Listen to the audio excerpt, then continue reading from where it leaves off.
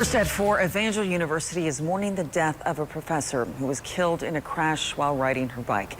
Highway Patrol says 34-year-old Renee Griffith Grantham was riding along Division Street east of town yesterday afternoon when she failed to yield to an SUV. Grantham served as an Evangel adjunct theology professor. She'd been teaching there since 2019.